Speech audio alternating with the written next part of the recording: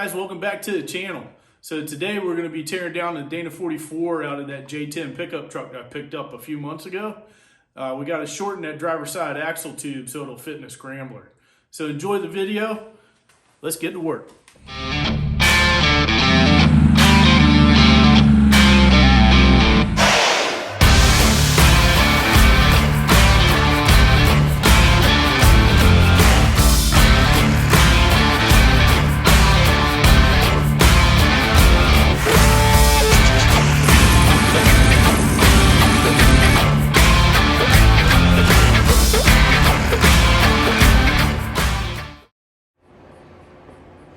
Okay, so the first order of business is getting the cotter pins out of each of these tie rod ends here. So I've already got those out.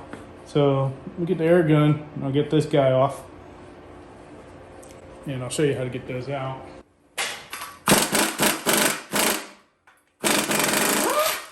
Okay, so I'll show you how to get the tie rods off. I already got the nuts off with the impact.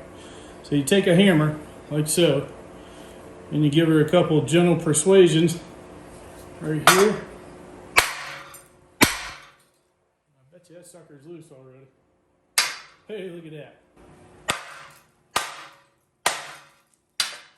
She's off. Just junk it out of the way. Okay, so this is just the vent hose for the diff. Cut that out of the way.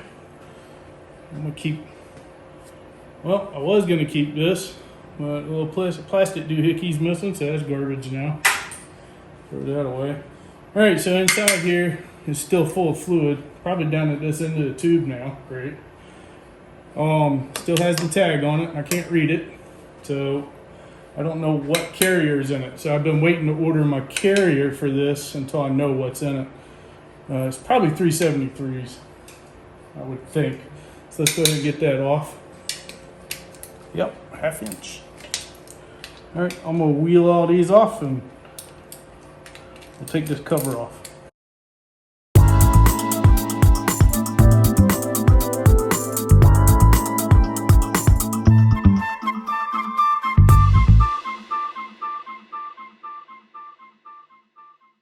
My best friend in this dismantle is a hammer. So it's kind of up in the air. I don't want fluid to go too far everywhere. And these diff covers are pretty solid, so give them a couple love taps. And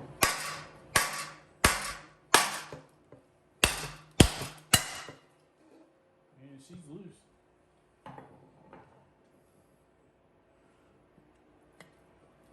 Oh yeah, ooh, that's a lot better color than what I thought it was gonna be. That's for sure. Wow. Well, that's a lot cleaner than what I expected. So it's gonna drip all this stuff. So next we gotta work on getting these knuckles and all this brake work off of it. But as you can see, there's not really a whole lot to it. I think the hardest part of getting brakes and all this stuff off is this cap. I think that's gonna be rough because it looks kind of grody. All right guys, so now we're gonna work on getting these brakes off. Hopefully they come off.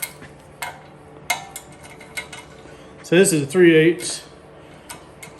Uh-oh, yay. What was that?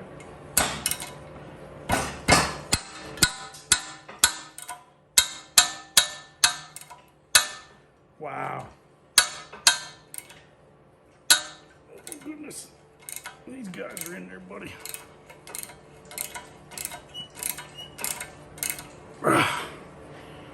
Wow. Let's try this bottom one. Oh my goodness. Yep.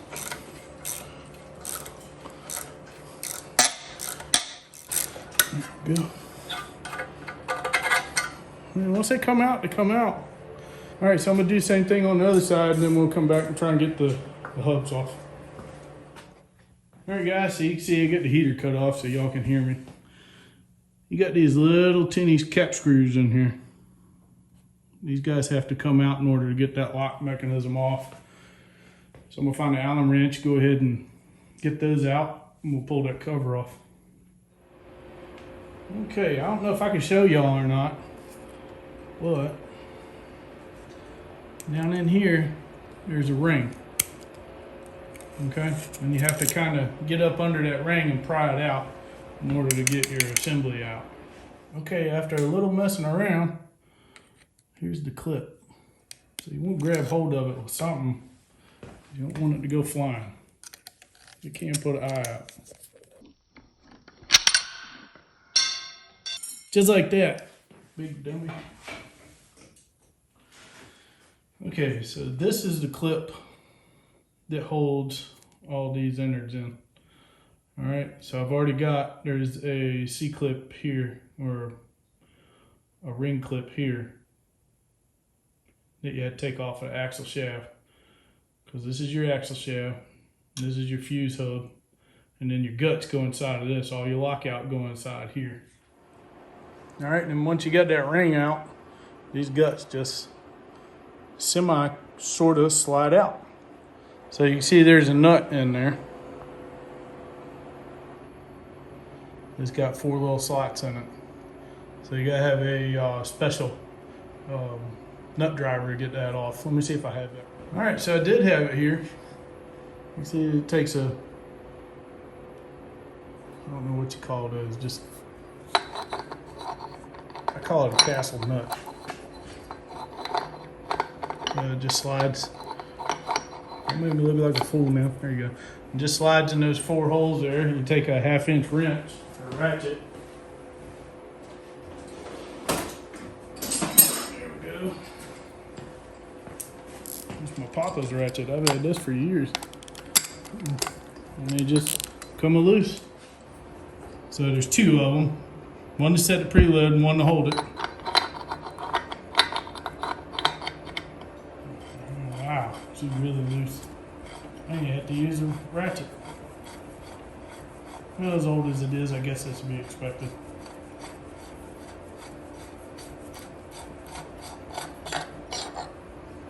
Okay, and there's the nut.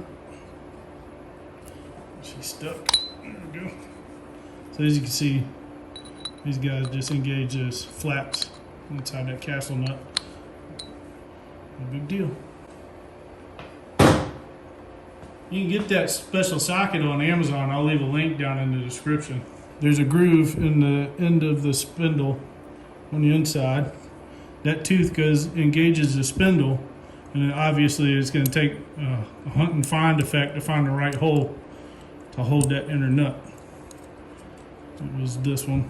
So yeah, so you tighten this guy up, and then you take this guy and put it over top of it, and you find a place where it's going to lock in place and engage this tooth on the spindle, and that keeps that nut from backing off. Now our rotor and hub assembly should just come right off. Look at that. Oh boy, that's heavy. Oh my god. Okay. Sit down, sit down.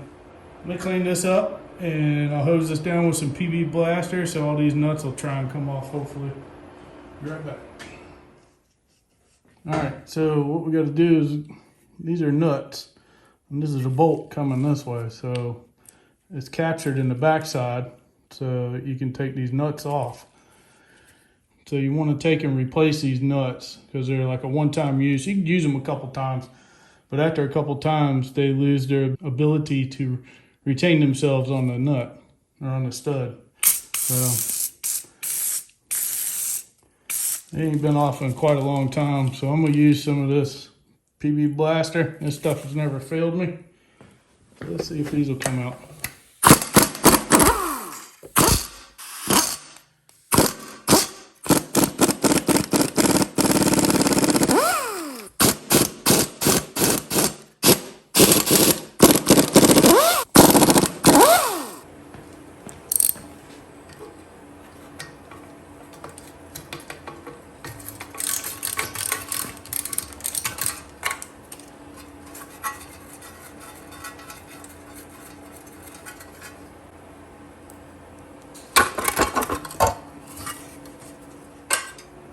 Alright, so we got the adapter off. This is the special tool to get the spindle off.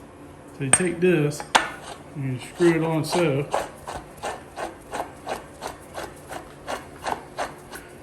seat it all the way down. And then right here, you're supposed to insert a slide hammer. Guess what I don't have here? My slide hammer. Great.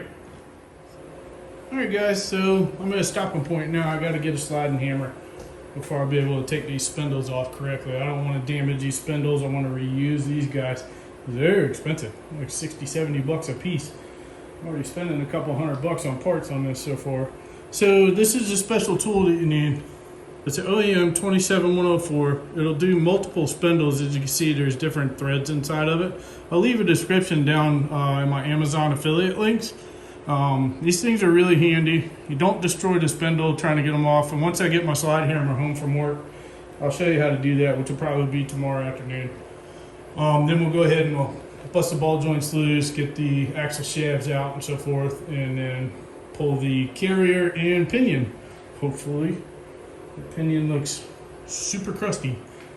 Anyway, we're halfway there. Won't take too much longer. And yeah. It was a pretty fun little project for this afternoon. So happy Valentine's Day to everybody, and be right back. It'll be 2 seconds for you. So give me a thumbs up. Please like and subscribe. All right, so it's the next day. I went to work and I got my slide hammer. Needed that to get these spindles off. So here's the special tool that you need to get the spindle off. It just threads right onto the end of the spindle. The slide hammer slides. Just screws right into the tool, which is awesome. And then you just use the slide hammer to pop the spindle off. Sometimes it takes a little bit more effort than others, so each one is different. So let me show you how this comes off. It should come off simple because it's already separated pretty good. You see the spindle's still on the studs. Special tools on the spindle. Slide hammers on the special tool. So it usually takes, I don't know, 4 or 5 whacks to get these things off of the knuckle itself. So let's see. Easy, it might come off hard, so let's see. All right, it's a one hit wonder.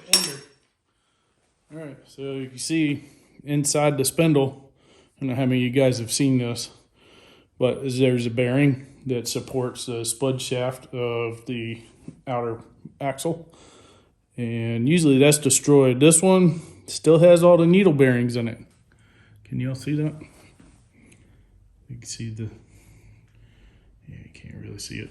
Anyway, so take my word for it. There's needle bearings in here. It supports this shaft right here. It rides right there. So I'm gonna go get it set up on the other side, knock out the other side, and then we'll pull the axles out.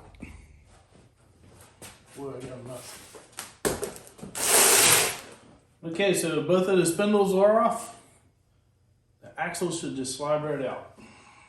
And they're nasty. Ugh. Look at that. Yep. Alright, so that's something I might change. I think I'm gonna order the alloy axle shafts. I don't like that. Get a rust on that. She's been sitting for a while. Cool. This is odd. Usually this stuff is all gone. Blech. Usually all this is gone. The spacer's even there. That's amazing. No. I might go with solid axles kit for this. I don't know yet. So, but yeah, look at that. So the dust cover's still there, the spacer. Now this goes on a particular way. Of course, I ain't gonna be able to get it off. There it goes. So let's see, can you see it? So you can see the needle bearings in here. So that's what supports your axle shaft, the outer stub of the axle shaft.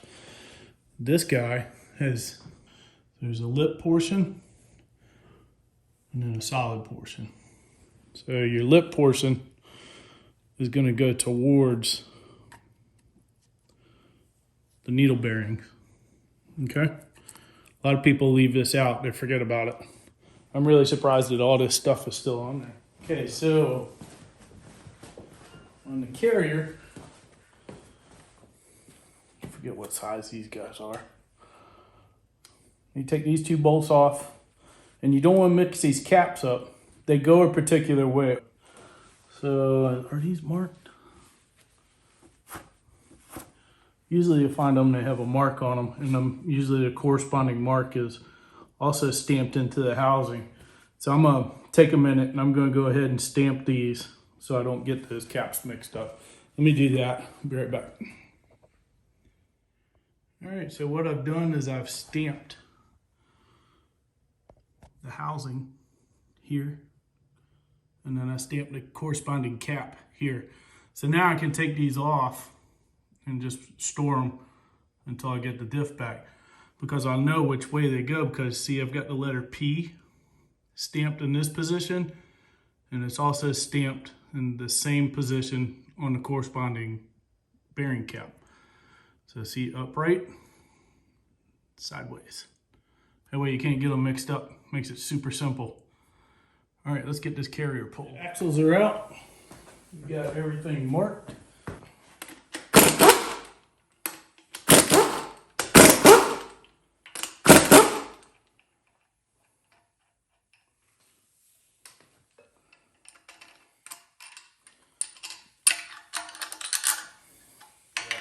Let me show you how I get the carrier out of here. These bolts are 3/4 inch. I'll put a wrench on it.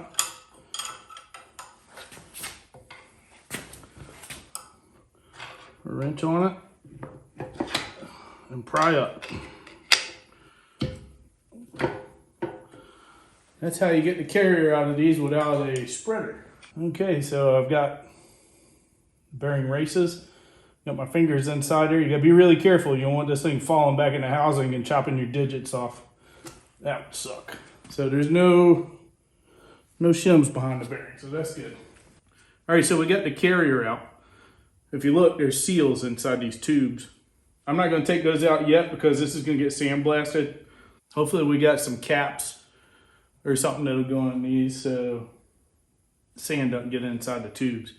So we got the carrier out. If you notice, there's seals on the inside. I'm not gonna take those out at this time. I'm gonna leave those in there. We gotta get the knuckles off and the pinion out. Other than that, that's it. So I'm gonna turn this thing upside down so it'll drain and what's in there out into this pan. Then we'll work on getting the knuckles off.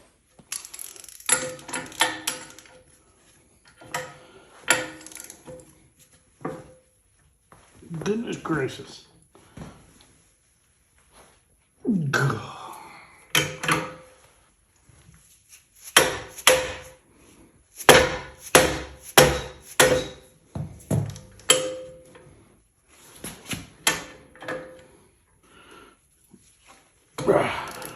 Okay, so that's the lower ball joint nut.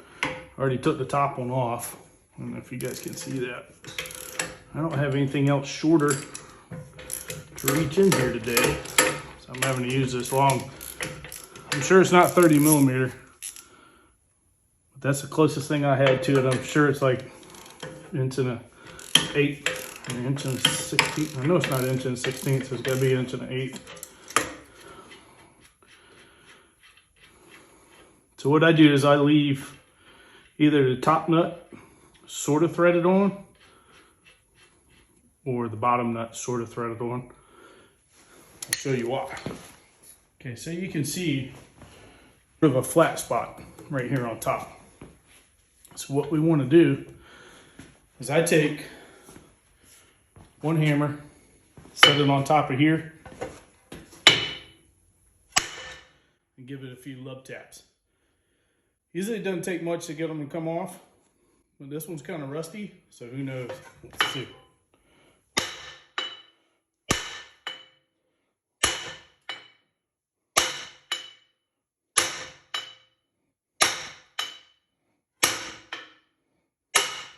There it goes. Pop right off. Sort of, kind of.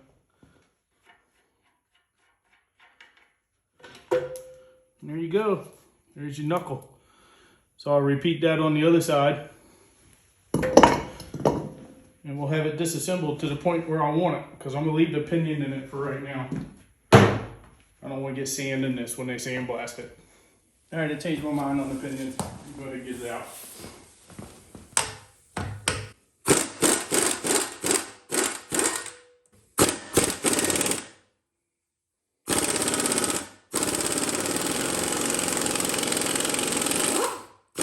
It's a balancing act, folks.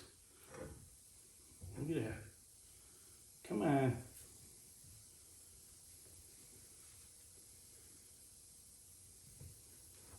Look at that. There we go.